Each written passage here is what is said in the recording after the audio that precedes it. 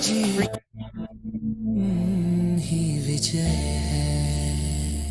ओम शांति। ओम शांति। ओम शांति। ओम शांति।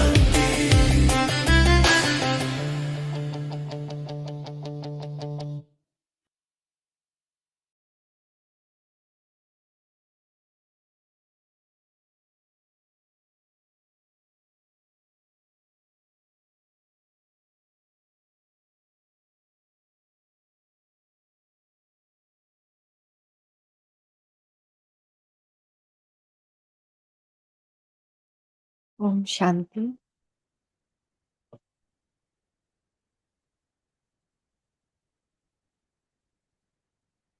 अपने आप को देखेंगे आत्मिक स्वरूप में। मैं आत्मा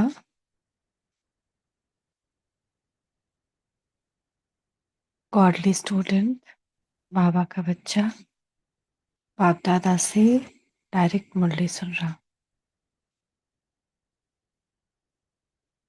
बाबा कह रहे हैं,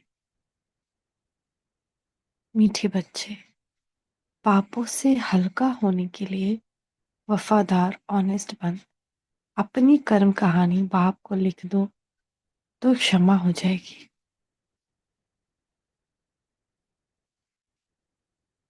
आगे बाबा इसमें बताएंगे कि वो हल्का हो जाता है, मिटता नहीं है,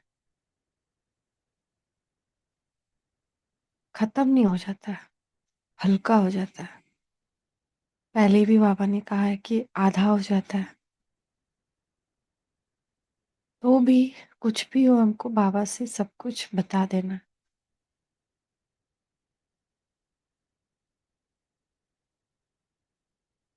हमेशा हर दिन क्या गलती हुई, कहाँ सुधार चाहिए, हमेशा डिस्कस करना चाहिए बाबा से। तो उसके बाद टचिंग भी आती है कि ये चीज़ भी रॉन्ग की, जो उस वक्त शायद करते वक्त समझ ना आए, बाद में समझ आती है कि ये चीज़ भी रॉन्ग थी जिसको हम सही सोच करके कर रहे थे। इसलिए हम हमेशा ऑनेस्टली अपना कर्म कहानी डेली बाबा को लिख कर ही सोए।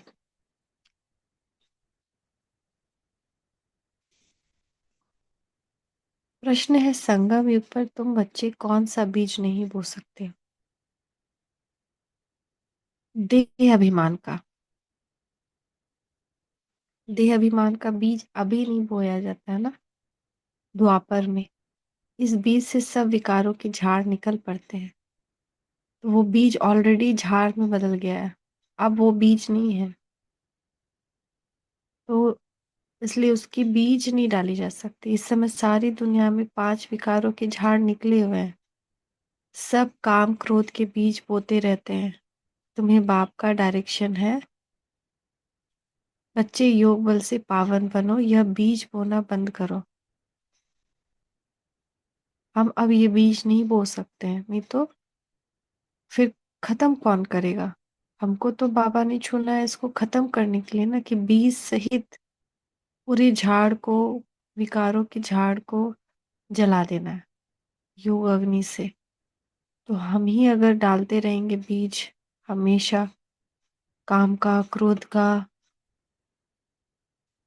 लोभ मोह अहंकार का, जरा सा दुखी भी होते हैं तो हम क्या बीज ही तो डाल रहे हैं ना, कैसे भी करके छोटा सा कोई देह अभिमान का बीज। तो बाबा डायरेक्शन दे रहे हैं, बच्चे योग बल से पावन बनो या बीज बोना बंद करो।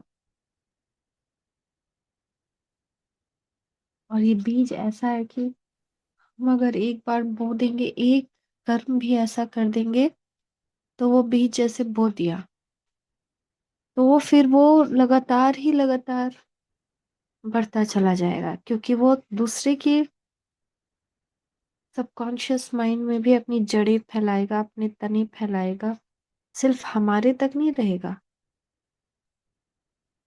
और हमको तो बाबा पवित्र बनाने आया है। तो ये बहुत ही रिस्की सिचुएशन है जब हम यही काम कर ही रहे होते हैं, बीज बोते रहते हैं, तो जैसे उसकी जड़ें फैलती जाती है तो हम कैसे उड़ पाएंगे, चारों तरफ से फिर तो बंद ही रहेंगे। तो दुखी होना, एक्सपेक्टेशन कुछ कर देना किसी से, या कर्म के प्रभाव में आ जाना, सब देह अभिमान का बीज है ना। उस बीज को पहचानना भी बहुत जरूरी है। कभी गलती से भी बोआ जाता है, तो ये पहचानना भी जरूरी है कि हम जो कर्म करें वो देही अभिमानी स्थिति में करें तो वो बीज नहीं बो रहा है। कर्म बीज, संकल्प बीज, जो कर्म हम देह अभिमान में कर रहे हैं, तो जैसे हम देह अभिमान का बीज डाल रहे हैं। आज का गीत है, तुम्हें पाके हमने जहां पा लिया है। तुम्हें पाके हमने जहां पा लिया है, जमी तो जमी आसमां पा लिया है। मिटा न सकेगी जिसे अब खिजा भी, जला ना सकेगी अब बिजलियां भी। मोहब्बत का वो आशियां पा लिया है, तुम्हें पाके हमने जहां पा लिया है। जमाने के गम प्यार में ढल गए, उम्मीदों के लाखों दिए जल गए हैं। कि जब से तुम्हें मेहरबां पा लिया है, तुम्हें पाके हमने जहां पा लिया है।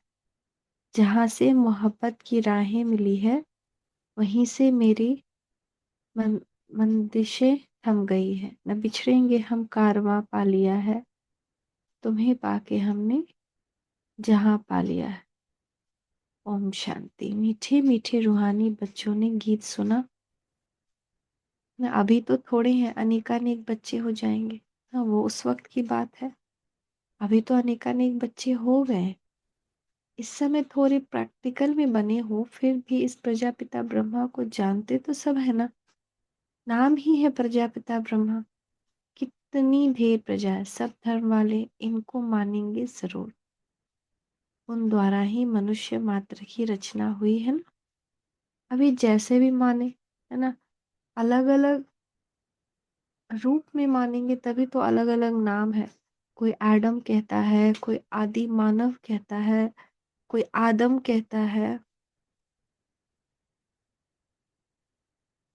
तो आखिर किसी न किसी रूप में मानेंगे। तो कितनी ढेर प्रजा, सब धर्म वाले इनको मानेंगे जरूर। उन द्वारा ही मनुष्य मात्र की रचना हुई है ना। बाबा ने समझाया, लौकिक बाप भी हद के ब्रह्मा है, क्योंकि उनका भी सिजरा बनता है ना। सर नेम से सिजरा चलता है, वह होते हैं हद के, यह बेहद का बाप। इनका नाम ही है प्रजापिता। वो लौकिक बाप तो लिमिटेड प्रजा रचते हैं, कोई नहीं भी रचते हैं। हर किसी का किसी की संतान तो नहीं होती है ना, कोई रचते हैं कोई नहीं भी रचते। यह तो रचे, जरूर रचेंगे। ऐसे कोई कहेंगे कि प्रजापिता ब्रह्मा को संतान नहीं, तो सारा संसार ही उनकी संतान है। इनकी संतान तो सारी दुनिया है। मुसलमान भी आदम बीबी सो कहते हैं, सो जरूर किसी किसको तो कहते होंगे ना। देखिए, सेम चीज बाबा बता रहे हैं कि एडम, ये आदि देव, आदि देवी, ये प्रजापिता ब्रह्मा के लिए ही कहेंगे। जो भी धर्म वाले हैं सब इनको मानेंगे। बरोबर एक है हद का बाप, दूसरा है बेहद का। ये बेहद का बाप है, बेहद का सुख देने वाला। तो पुरुषार्थ भी करते हो बेहद स्वर्ग का सुख के लिए। यहाँ बेहद के बाद बाप से बेहद के सुख का वर्षा पाने आए हो। स्वर्ग में बेहद का सुख और नर्क में बेहद का दुख भी कह सकते हैं। अति दुख है ना, बेहद का दुख है, एक दुख नहीं है, एक लिमिटेड नहीं है कि हाँ बस इतना ही तक दुख है।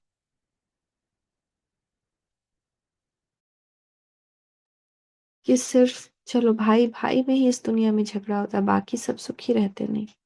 बेहद का है, भाई भाई में भी होता है, माँ बाप में भी होता है, बच्चों और माँ बाप में भी होता है, पड़ोसियों में भी होता है, देशों में भी होता है ना, प्रजा में भी होता है, प्रजा और सरकार में भी होता है। तो बेहद का दुख है, इतना दुख है। तो दुख भी बहुत आने वाले हैं, हाय हाय करते रहेंगे। कैसा दुख है ना, गाजा में इतनी सारे बच्चों की एक साथ मृत्यु, बांग्लादेश में अभी क्या से क्या हो रहा है। तो हम हर जगह देख रहे हैं ना, हाय हाय कर रहे हैं ना। अब उनको कहीं पे उसके कारण स्टार्ट किसी ने किया, बेहद का हो गया ना वो। देखो स्टार्ट किसी ने किया, अब स्टूडेंट्स भी इसमें सफर करेंगे, जिन्होंने कुछ नहीं किया वो भी सफर करेंगे। किया तो किसी एक ने स्टार्ट, और स्टार्ट करते करते करते करते बढ़ता जा रहा आग।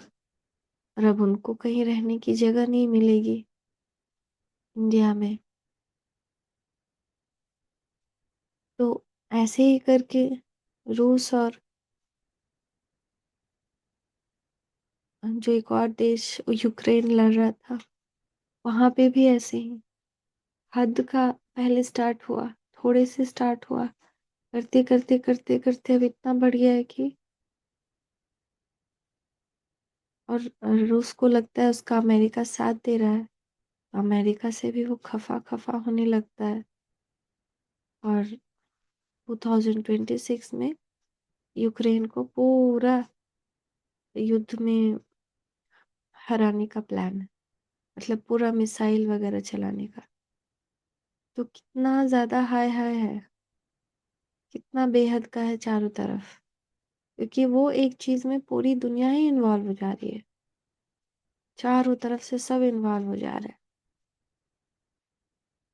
तो बाप ने तुमको सारे विश्व के आदि मध्य अंत का राज समझाया है, तुम बच्चे सामने बैठे हो और पुरुषार्थ भी करते हो। यह तो माता पिता दोनों हुए ना, इतने ढेर बच्चे हैं, बेहद के माता पिता से कभी कोई दुश्मनी रखेंगे नहीं। माता पिता से कितना सुख मिलता है, गाते भी हैं, तो माता पिता हम बालक तेरे, तेरी कृपा से सुख घनेरे। यह तो बच्चे ही समझते हैं, दूसरे धर्म वाले सब फादर को ही बुलाते हैं, माता पिता नहीं कहेंगे। सिर्फ यहाँ ही गाते हैं, तो माता पिता हम बालक तेरे, तुम बच्चे जानते हो। हम पढ़कर मनुष्य से देवता, कांटे से फूल बन रहे हैं। तो ये भी कितना कंट्रास्ट है ना, कि दुनिया में बाकी धर्म वाले सिर्फ फादर ही कहते हैं, अल्लाह ताला, अल्लाह, ये माँ उसको नहीं कहते हैं कभी भी, या गॉड मदर नहीं कहते, गॉड फादर ही कहते हैं। बाकी कोई भी धर्म में न सिर्फ पिता ही है, माता पिता सिर्फ हम बच्चे जान रहे हैं। तो बाप खिवैया भी है, हमको क्या कर रहे हैं, मनुष्य से देवता, कांटे से फूल बना रहे हैं। बाप खिवैया भी है, बागवान भी है, हमारी नैया को इस पूरे भव सागर से पार ले जा रहा है।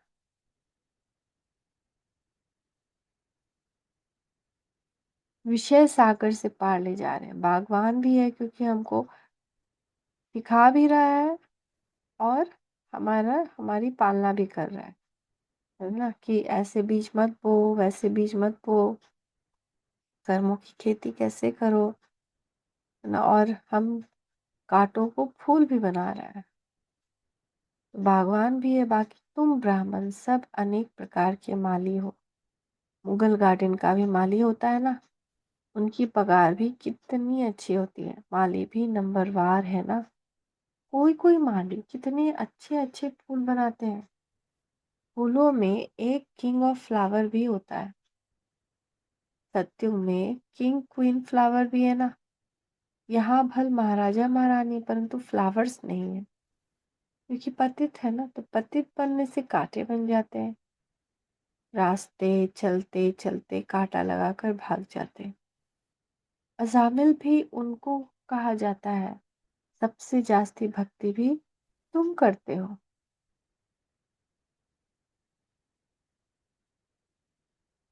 वाममार में गिरने वाले चित्र देखो कैसे गंदे बनाए हुए हैं। देवताओं के ही चित्र दिए हैं, अब वह वाममार के चित्र है।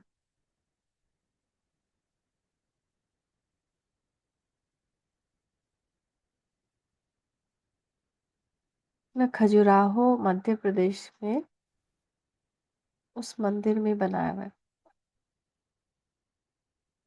देवताओं के चित्र दिए हैं, अब वह है वाममार के चित्र। अभी तुम बच्चों ने यह बातें समझ ली है, तुम अभी ब्राह्मण बने हो। हम विकारों से बहुत दूर दूर जाते हैं। ब्राह्मणों में भाई बहन के साथ विकार में जाना, यह तो बहुत बड़ा क्रिमिनल असॉल्ट हो जाए, नाम ही खराब हो जाता है। इसीलिए छोटेपन से ही कुछ खराब काम किया है तो वह भी बाबा को सुनाते हैं तो आधा माफ हो जाता है। याद तो रहता है ना, फलाने समय यह हमने गंदा काम किया। बाबा को लिख कर देते हैं, जो बहुत वफादार ऑनेस्ट होते हैं वह बाबा को लिखते हैं, बाबा हमने यह गंदा काम किया, क्षमा करो।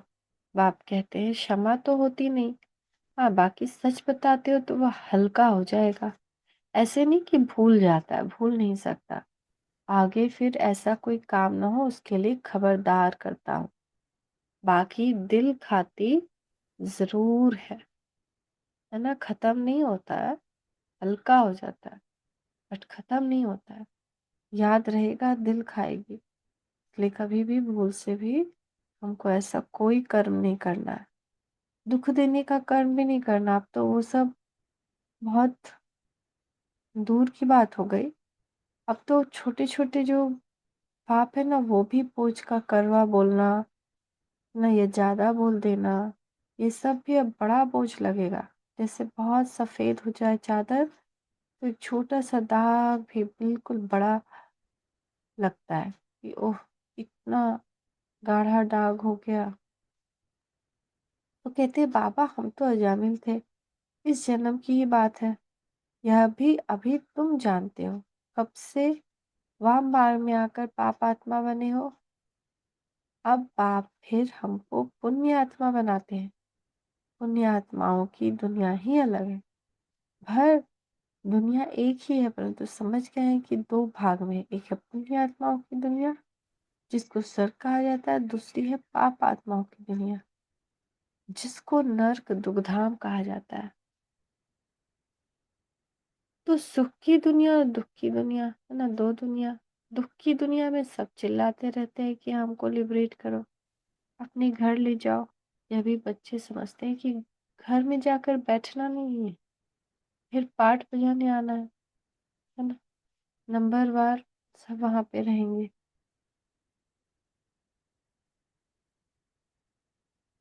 फिर सबको नीचे आना है।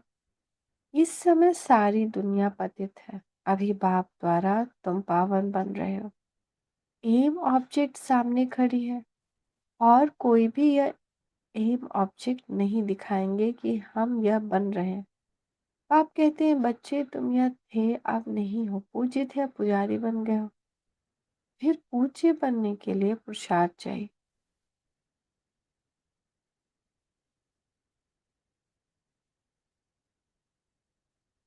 तो बाप कितना अच्छा पुरुषार्थ कराते हैं।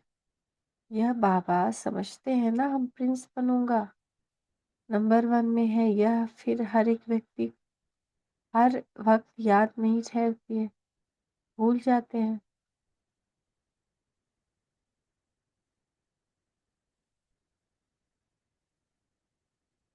कितना भी कोई मेहनत करे परंतु अभी वह अवस्था होगी नहीं, है ना। ये उस समय बाबा कह रहे हैं, लेकिन अब तो लड़ाई का समय है ना, अब तो हमको करना होगा। कर्मातीत अवस्था तब होगी जब लड़ाई का समय होगा।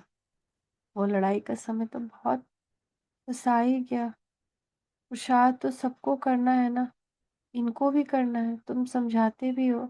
चित्र में देखो बाबा का चित्र कहाँ है, आज की मुरली में है कि कल की मुरली में था, पर बाबा ने कहा कि अपनी कर्मातीत अवस्था को ऐसे सेट कर दो कि उसी अनुसार उसी प्रकार से कर्म होते रहें। संकल्प कर्म बोल सब उसी कर्मातीत स्थिति के अनुसार होते रहें।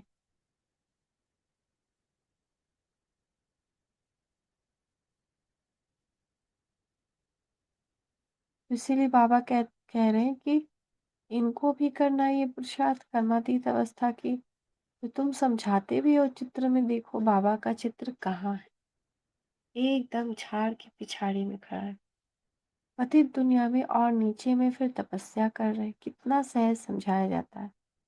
यह सब बातें बाप ने ही समझाई, यह भी नहीं जानते थे। कौन? ब्रह्मा बाबा भी नहीं जानते थे। बाप ही नॉलेजफुल है, उनको ही सब याद करते हैं।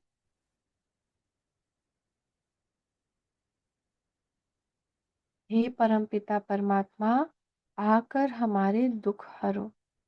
ब्रह्मा विष्णु शंकर तो देवताएं हैं, मूल वतन में रहने वाली आत्माओं को देवता थोड़ी कहा जाता है। ब्रह्मा विष्णु शंकर का भी राज बाप ने समझाया है। ब्रह्मा लक्ष्मी नारायण, यह तो सब यहाँ ही है ना। सूक्ष्म वतन का सिर्फ तुम बच्चों को अभी साक्षात्कार होता है, या बाबा भी फरिश्ता बन जाते हैं। यह तो बच्चे जानते हैं। उस सीढ़ी के ऊपर में खड़ा है, वही फिर नीचे तपस्या कर रहा है ना। यानी सीढ़ी के ऊपर, यानी सत्युग में जो खड़ा है, वही फिर नीचे तपस्या कर रहा है, यानी ब्राह्मण बना है। तो चित्र में बिल्कुल क्लियर दिखा है वो अपने को भगवान कहाँ कहलाते हैं। ये तो कहते हैं हम वर्थ नॉट अ पेनी थे, तत्त्वम। अभी वर्थ पाउंड बन रहे हो, तत्त्वम। कितनी सहज समझने की बातें हैं। कभी कोई बोले तो कहो देखो यह तो कलयुग के अंत में खड़ा है ना। बाप कहते हैं जब जर्जरी भूत अवस्था वानप्रस्थ होती है तब मैं इनमें प्रवेश करता हूँ।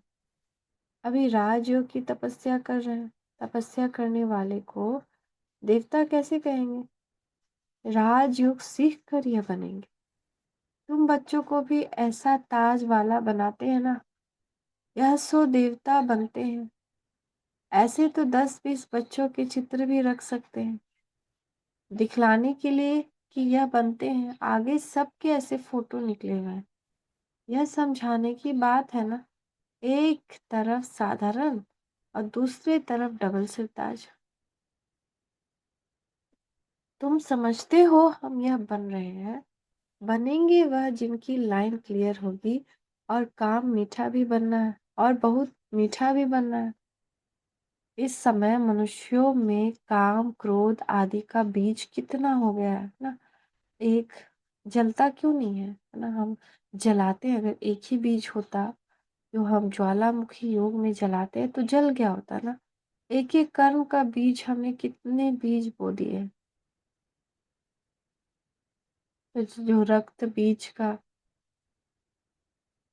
यादगार भी है ना, कि उसका एक बार उसको मारा तो और भी रक्त निकलते थे, तो मारा नहीं, मारना नहीं, उसको फिर देवी ने अपने मुख में धारण कर लिया, है ना। इसका जो समझ में आता है कि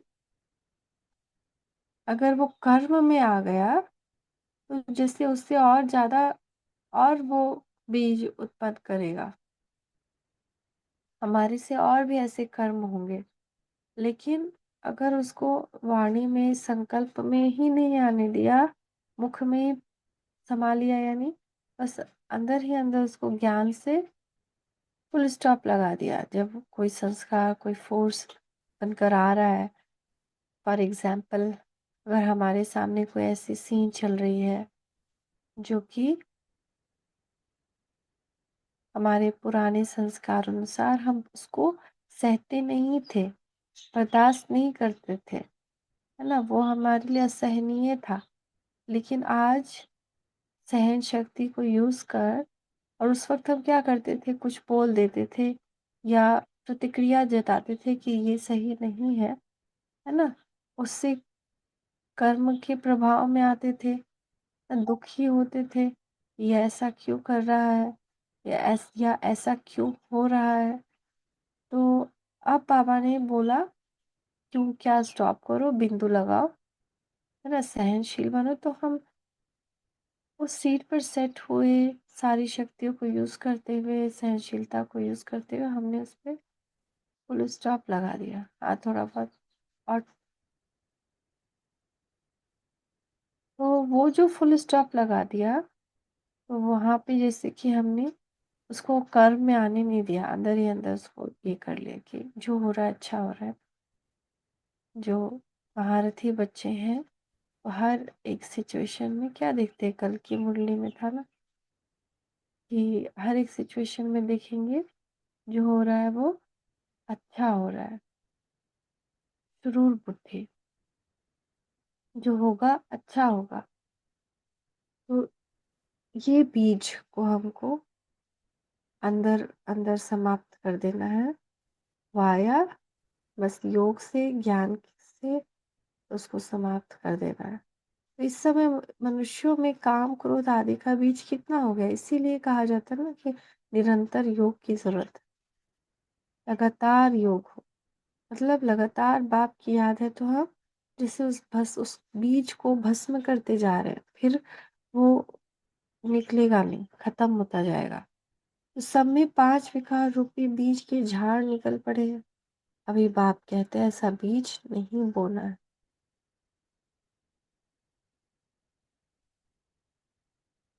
संगम युग पर तुमको देह अभिमान का बीज नहीं बोना है, काम का बीज नहीं बोना है। आधा कल्प के लिए फिर रावण ही नहीं रहेगा। हर एक बात बाप बैठ बच्चों को समझाते हैं। तो मुख्य तो एक ही बात है, मन मना भवा। बाप कहते हैं मुझे याद कर। सबसे पिछाड़ी में यह है, फिर सबसे पहले भी यह है। योग बल से कितना पावन बनते हैं। शुरू में तो बच्चों को बहुत साक्षात्कार होते थे। भक्ति मार्ग में जब नौधा भक्ति करते हैं तब साक्षात्कार होता है। यहाँ तो यह बैठे बैठे ध्यान में चले जाते थे, इसको जादू समझते थे। तो फर्स्ट क्लास जादू है। मीरा ने तो बहुत तपस्या की, साधु संत आदि का संग किया। यहाँ साधु आदि कहाँ है, यह तो बाप है ना। सबका बाप शिव बाबा है। शिव बाबा कहते हैं गुरु जी,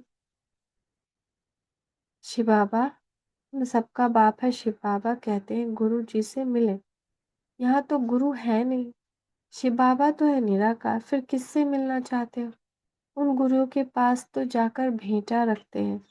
यहाँ तो बाप बेहद का मालिक है। यहाँ भेंटा आदि चढ़ाने की बात नहीं, यह पैसा क्या करेगी। यह ब्रह्मा भी समझते हैं कि हम विश्व का मालिक बनते हैं। बच्चे कुछ पैसा आदि देते हैं तो उन्हों के लिए मकान आदि बना देते हैं, है ना। यज्ञ का पैसा यज्ञ में अगर किसी ने दिया तो कहाँ लगा, है ना। उनके लिए ही वहाँ पे बहुत अच्छे अच्छे मकान बन गए हैं, बहुत रहने का अच्छा बंदोबस्त हो गया। और कहीं कहाँ कहीं सेंटर बन जाते हैं, हम भी जाकर रहते हैं। तो पैसे तो ना शिव बाबा के काम किए ना ब्रह्मा के काम किए। यह मकान आदि बनाए ही है बच्चों के लिए।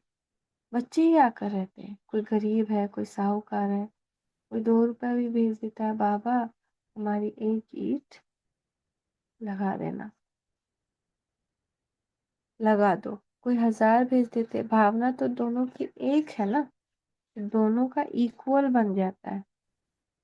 इतना प्यारा कॉन्सेप्ट है ये कि जो 2 रुपया भी दिया है ना, उसका भी इक्वल हो जाता है लाखों लाख देने के। क्योंकि भावना वही है, उसके पास 2 था तो उसने 2 दे दिया।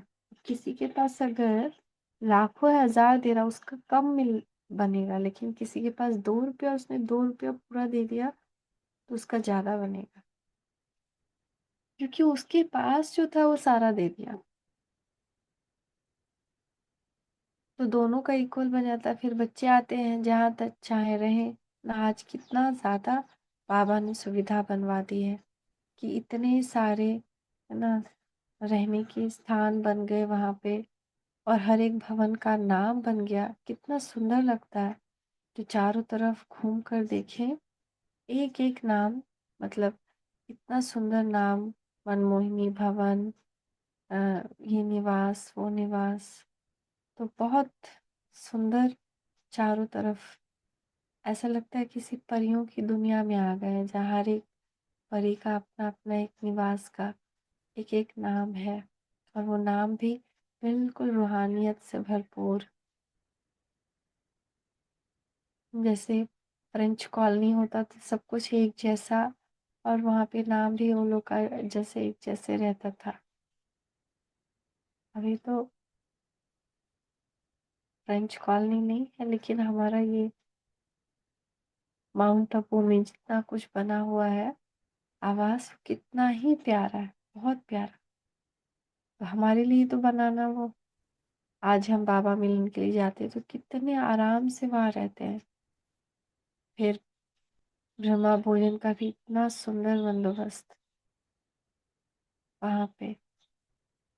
तो जैसे स्वर्ग बाबा ने पहले यहाँ ही दे दिया कि आ जाओ बच्चे, अंदर चले जाओ, जैसे बाबा की छत्र छाया में आ गए, बस निश्चिंत। तो फिर बच्चे आते हैं जहाँ चाहे रहें, जिसने मकान बनवाया वगैरह आते हैं तो उनको जरूर सुख से रहेंगे। कई फिर कहते थे बाबा के पास भी खातरी होती है, अरे वह तो जरूर करनी पड़ेगी ना। कोई कैसे हैं, कोई तो कहाँ भी बैठ जाते हैं, कोई बहुत नाजुक होते हैं, विलायत में रहने वाले, बड़े बड़े महलों में रहने वाले होते हैं। हर एक नेशन हर एक नेशन में बड़े बड़े साहूकार निकलते तो मकान आदि ऐसे बनाते हैं। यहाँ तो देखो कितने ढेर बच्चे आते हैं।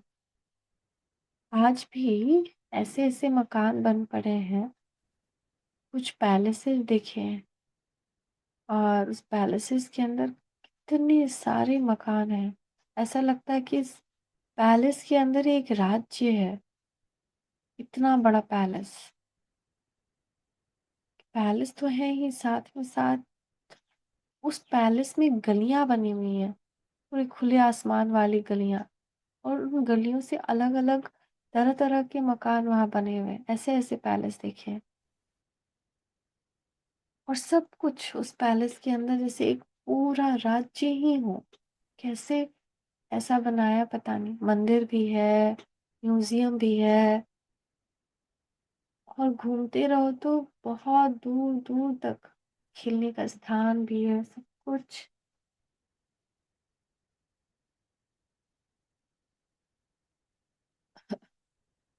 हमने जो देखा वो इलागिरी एक जगह है, वहां पे एक पैलेस देखा।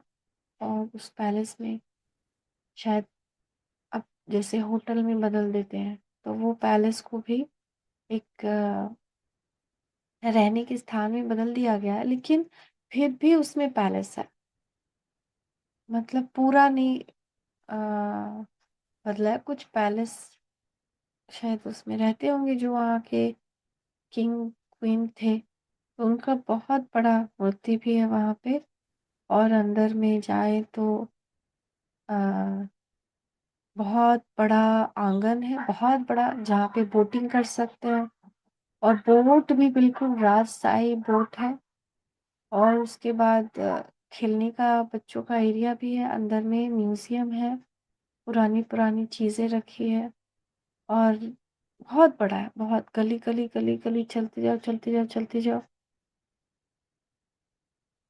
खाने पीने का, रहने का वैसे ही रॉयल, वेलकमिंग भी वैसे ही रॉयल। तो वहां रह कर के वो रॉयल्टी का एहसास कि अभी कलयुग में ऐसा है तो सतयुग में कैसा होगा। तो यहाँ तो देखो कितने ढेर बच्चे आते हैं, और किसी बाप को ऐसा ख्यालात थोड़ी होंगे घर के 10 12 20 पौत्रे पौत्रियां हो। अच्छा, किसको 200 500 भी हो, इससे जास्ती तो नहीं होंगे। 200 500 पौत्रे पौत्रे आज की डेट में तो किसके भी नहीं हो सकते। तो इस बाबा की फैमिली तो कितनी बड़ी है, और ही वृद्धि को पानी है।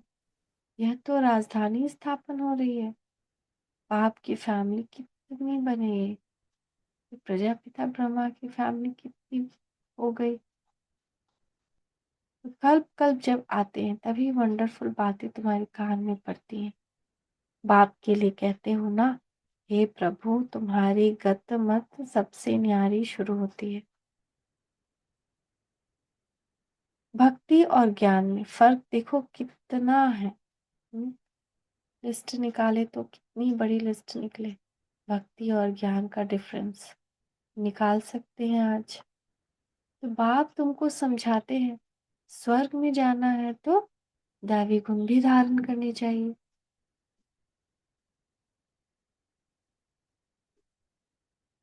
अभी तो काटे हैं ना, गाते रहते हैं मैं निर्गुण हारे में कोई गुण ना है, बाकी पांच विकार के अवगुण है, रावण राज्य है। अभी तुमको कितनी अच्छी नॉलेज मिलती है, वह नॉलेज इतनी खुशी नहीं देती है जितनी यह। तुम जानते हो हम आत्माएं ऊपर मूल वतन में रहने वाली हैं, सूक्ष्म वतन में ब्रह्मा विष्णु शंकर, वह भी सिर्फ साक्षात्कार होता है। ब्रह्मा भी यहाँ, लक्ष्मी नारायण भी यहाँ के, यह सिर्फ साक्षात्कार होता है।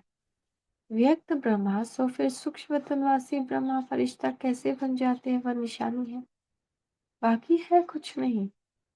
अभी तुम बच्चे सब बातें समझते जाते हो, धारण करते जाते हो, नई बात नहीं है ना। अभी तो हमको सब कुछ क्लियर, उस वक्त तो फिर भी उतना क्लियर नहीं होता होगा। व्यक्त ब्रह्मा से सूक्ष्मतम ब्रह्मा, वतनवासी ब्रह्मा फरिश्ता कैसे बन जाते हैं, तो नई बात नहीं। तुम अनेक बार देवता बने हो, डीटी राज्य था ना, यह चक्र फिरता रहता है, वह विनाशी ड्रामा होता है, यह है अनादि अविनाशी ड्रामा। यह तुम्हारे सिवाय और कोई की बुद्धि में नहीं है, ये सब बाप बैठ समझाते हैं, कोई नहीं की परंपरा से चलाया है। बाप कहते हैं यह ज्ञान अभी तुमको सुनाते हैं, फिर यह प्रायः लोप हो जाता है, तुम राजाई पद प्राप्त कर लेते हो, फिर सत्यों में ये नॉलेज होती नहीं है ना। सत्यों में तो ये नॉलेज होती नहीं है, अभी है फिर तो विलुप्त हो जाएगी।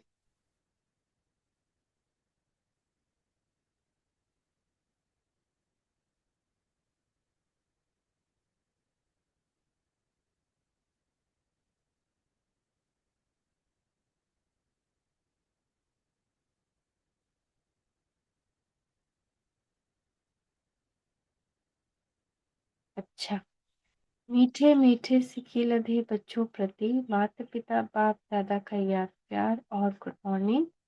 रूहानी बाप की रूहानी बच्चों को नमस्ते। हम रूहानी बच्चों की रूहानी माता पिता बाप दादा को याद प्यार, गुड मॉर्निंग, नमस्ते बाबा नमस्ते, शुक्रिया बाबा शुक्रिया। धारणा की नींद के साथ सदा स्मृति में रहे कि हम अभी ब्राह्मण हैं, इसलिए विकारों से बहुत बहुत दूर रहना है, कभी भी क्रिमिनल असॉल्ट ना हो, बाप से बहुत बहुत ऑनेस्ट वफादार रहना है ना। कोई भी ऐसा बीच वाला काम नहीं करना, खराब बीज नहीं डालना देह अभिमान का। इसलिए कोई भी बहुत बहुत ऑनेस्टली पापा को लेटर में भी सब कुछ बता देना है, हमेशा वफादार रहना है। विकार, अब विकार न, विकार से कोई कर्म नहीं हो, विकर्म नहीं हो, उसका बहुत ख्याल रखना। डबल सिरताज देवता बनने के लिए बहुत मीठा बनना, लाइन क्लियर रखनी है, राजयोग की तपस्या करनी। हम अगर मीठे नहीं हैं तो क्या होगा कि हम उलझ जाएंगे, उलझ जाते हैं, तो बुद्धि की लाइन क्लियर नहीं रहती है। तो बाबा कह रहे हैं इसको क्लियर रखना है, राजयोग की तपस्या करनी है। तो देखिए बाप दादा का वरदानी हस्त अपने मस्तक के ऊपर, बाबा वरदान दे रहा है, मीठे बच्चे सदा बेहद की स्थिति में स्थित रहने वाले, बंधन मुक्त, जीवन युक्त, सदा बेहद की स्थिति में स्थित रहने वाले, बंधन मुक्त, जीवन मुक्त भवा।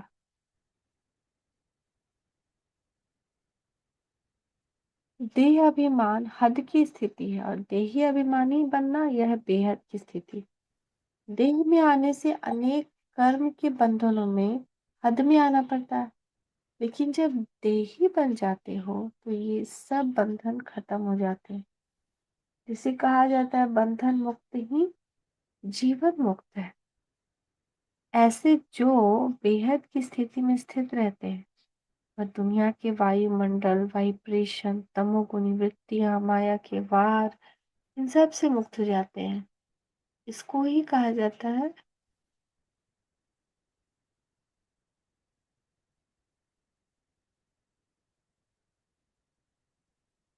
ना, कर्मातीत भी तो वही हो जाएगा ना।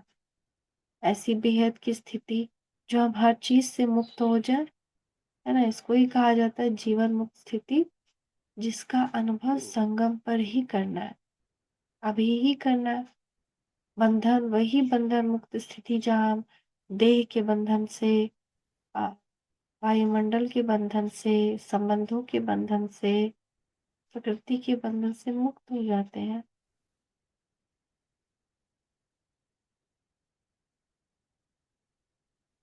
है ना। इसको ही कहा जाता है जीवन मुक्त स्थिति, और अभी संगम युग पर ही कर सकते हैं।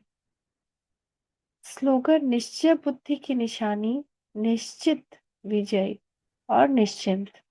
निश्चय बुद्धि है तो निश्चित विजयी ही रहेंगे और निश्चिंत रहेंगे। उनके पास व्यर्थ नहीं आ सकता है कि ये क्या हो रहा है, ये क्यों हुआ, ये ऐसे क्या हुआ। अव्यक्त इशारे, अब संपन्न व कर्मातीत बनने की धुन लगाओ। कर्मों की गुह्य गति को जानकर अर्थात त्रिकालदर्शी बनकर हर कर्म करो, तब ही कर्मातीत बन सकेंगे। यदि छोटी छोटी गलतियां संकल्प रूप में भी हो जाती हैं तो उसका भी हिसाब बहुत बड़ा बनता है। और छोटी छोटी गलतियां संकल्प रूप में भी हो जाती हैं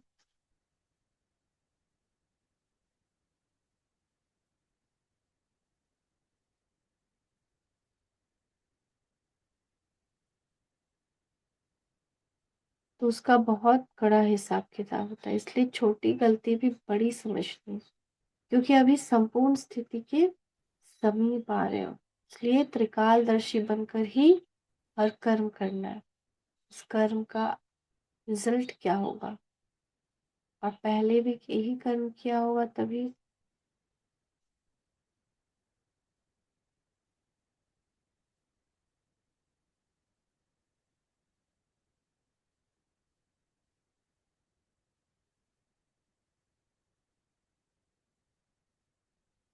तो अभी सबको कुछ भी अपना चिंतन रखना है तो रख सकते हैं। थैंक यू बाबा।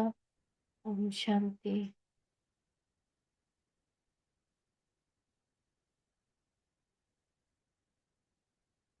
या कुछ पूछना हो तो आप सब पूछ सकते हैं।